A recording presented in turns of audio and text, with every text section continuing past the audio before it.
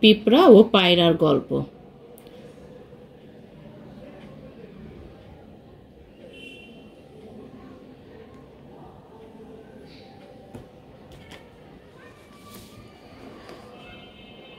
কে ছোট, পিঁপড়া না পায়রা? কে বড়, পিঁপড়া না পায়রা? পিঁপড়া কেমন করে বাঁচতে পারলো, পায়রা কেমন করে বাঁচতে পারলো?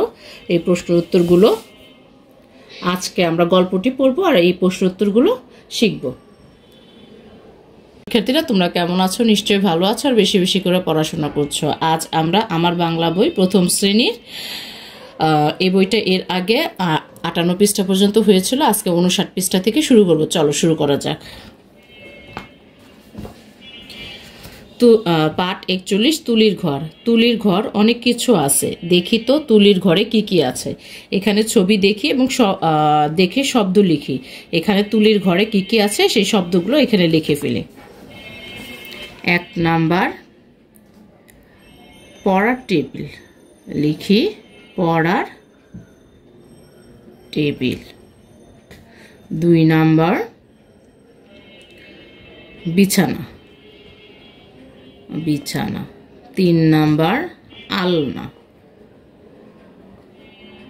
4 নাম্বার লাইট, ঘড়ি, লাইট, দেয়াল ঘড়ি।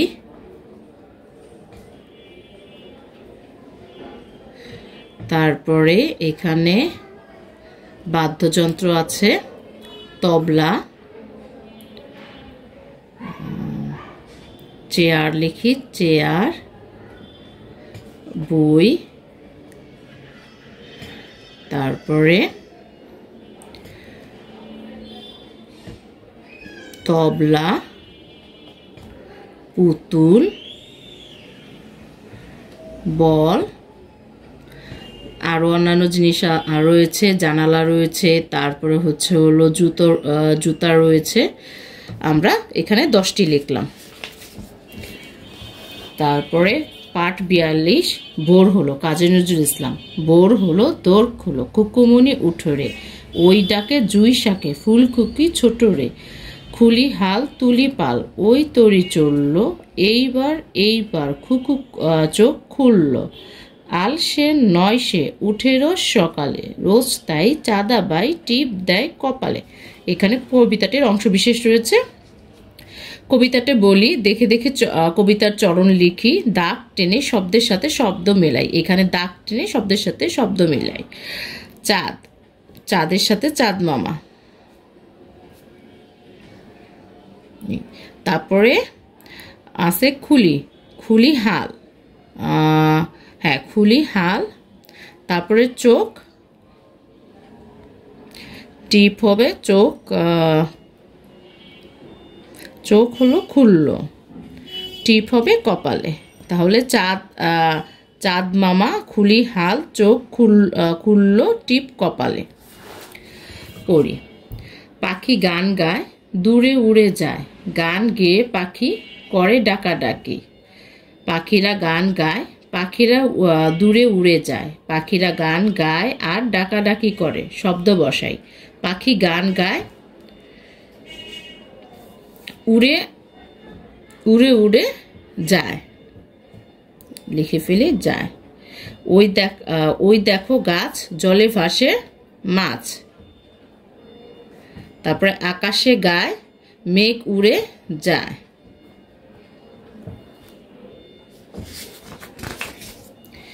এখানে পড়ি, ভোর হলো, রোদ উঠেছে, হাত মুখ ধুয়ে নিলাম, এবার কিছু খাবো, মা মুড়ি খেতে দিলেন, আমি এখন পড়তে বসবো, পড়া শেষ হলে গোসল করব, তারপর স্কুলে যাব। নিজের মতো শব্দ বসিয়ে লিখি, এখন বিকেল লিখি, এখন বিকেল। এটা সম্পূর্ণ নিজের মতো করে বসাবা। রোদ নেই মাঠে, খেলা করি, খেলা করি। সবাই মিলে আনন্দ করছি, আনন্দ করছি। আজ সকালের কথা নিজের মতো লিখি, আজ সকালের কথা নিজের মতো লিখি। তাহলে লিখে ফেলি, 1 নাম্বার দেই। 1 নাম্বার সকালে উঠে আমি হাত মুখ ধুই। 2 নাম্বার। পড়তে বসি। পড়তে বসি। 3 নাম্বার। নাস্তা করি। নাস্তা করি। 4 নাম্বার। স্কুলের জন্য। স্কুলের জন্য প্রস্তুত হই। প্রস্তুত হই। 5 নাম্বার। স্কুলের পড়া ও বাড়ির কাজ সম্পূর্ণ করি। 6 নাম্বার। সময়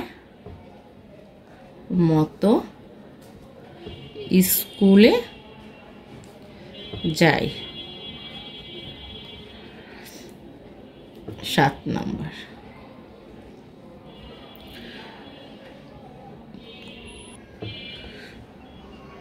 বন্ধুদের সাথে খেলা করি। 8 নাম্বার। ক্লাস শুরু হলে মনোযোগ দিয়ে পড়াশোনা করি। পড়াশোনা করি। যেতে যেতে পড়ি। পড়ি। তুলি পথে যেতে যেতে পড়ে। তুলি দেয়ালের লেখা পড়ে। তুলি সাইনবোর্ডের লেখা পড়ে। তুলির হাতের লেখা পড়ে। চলো দেখি তুলি কি কি পড়ছে। মহান বিজয় দিবস। বাংলাদেশ শিশু একাডেমি। এই শহর আমার, আপনার এবং সবার। ফুল ছেঁড়া নিষেধ। এখানে আমাদের অমর বাংলা ভাষা শহীদ মিনার আছে। এখানে বই, কাগজ, কলম ও খাতা পাওয়া যায়। বই ঘর। আর এখানে এটা ময়লা ফালার একটা বিন। 7 দিনের নাম। 7 দিনে 1 সপ্তাহ। 7 দিনের 7টি নাম। রাফি একটা ট্রেনের সামনে বসে আছে। তার কাছে দিনগুলো নাম শুনি। রবি, সোম, মঙ্গল, বুধ, বৃহস্পতি, শুক্র, শনি।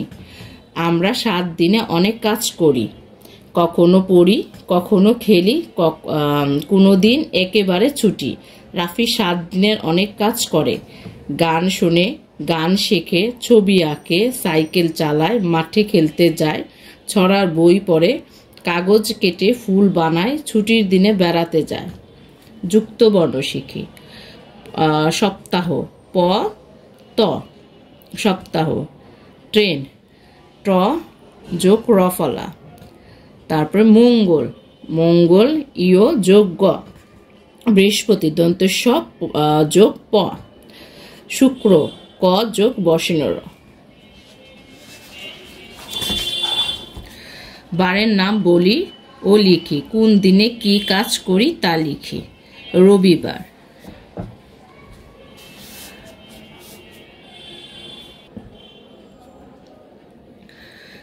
রবিবারে স্কুলে যাই। স্কুলে যাই ও গান শুনি। রবি সোম। আমরা লিখে ফেলি দিনটা সোমবার। তারপরে মঙ্গল, এখানে হবে হলো খালি করে বুধবার। তারপরে বৃহস্পতি, তারপরে হবে হলো শুক্রবার। তাহলে সোমবারে আমি রবিবারে স্কুলে যাই ও গান শুনি। সোমবারে ছবি আঁকি। মঙ্গলবারে খেলা করি।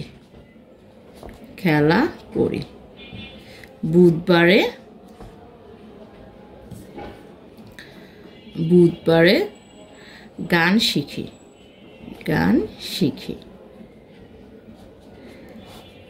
বৃহস্পতিবারে ঘর গুছায়, ঘর গোছায়। শুক্রবার বেড়াতে যায়, বেড়াতে যায়। শনিবার স্কুলের প্রস্তুতি নেই। এভাবে 7 দিন পড়াশোনার ফাঁকে ফাঁকে এই কাজগুলো করি। পিঁপড়া ও পায়রার গল্প। চলো এই গল্পটি আমরা শুনি। এক নদীর ধারে একটি ছোট পিঁপড়া বাস করত। একদিন তার খুব পানির পিপাসা পেল। সে পানি খেতে নদীর ধারে গেল। নদীতে অনেক ঢেউ ছিল। পিঁপড়াটি নদীর ঢেউয়ে ভেসে গেল। নদীর পাড়ে একটা বড় গাছ ছিল। সেই গাছে একটা বড় পায়রা বাস করত। পায়রাটি দেখতে পেল পিঁপড়াটি পানিতে ভেসে যাচ্ছে। সে তখন গাছ থেকে একটা পাতা ফেলে দিল। পিঁপড়াটি পাতার উপর উঠে বসলো। এরপর ঢেউয়ে ভাসতে ভাসতে ডাঙায় কাছে চলে এলো। এভাবে পিঁপড়াটি বেঁচে গেল। তখন পায়রা আর পিঁপড়া খুব বন্ধু হলো। একদিন পিঁপড়াটি দেখলো গাছের নিচে একটি লোক দাঁড়িয়ে আছে, তার হাতে তীর ধনুক। লোকটা তীর ধনুক নিয়ে পায়রাটিকে মারতে গেল। তখন পিঁপড়াটি লোকটার পায়ে অনেক জোরে কামড় দিল। লোকটা পায়ের ব্যথায় উফ উফ করতে লাগলো। তখন লোকটার ধনুক থেকে তীর ছুটে গেল, কিন্তু তীরটি পায়রার গায়ে লাগলো না। তীরটা গিয়ে গাছের ডালে লাগলো। পায়রাটি সাথে সাথে উড়ে গেল। এভাবে একটা ছোট পিঁপড়া একটা বড় পায়রার জীবন বাঁচালো। এখন বলি, কে ছোট পিঁপড়া না পায়রা?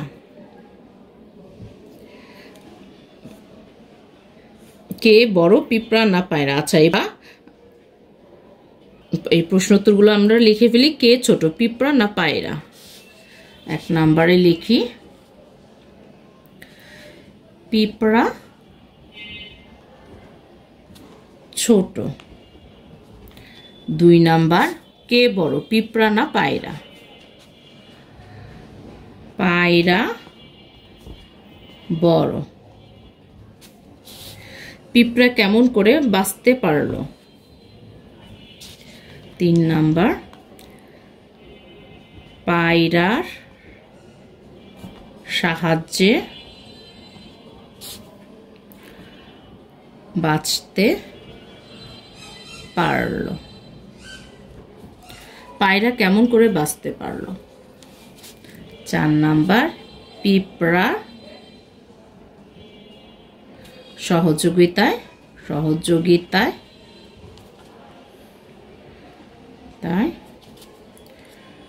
বাঁচতে পারলো।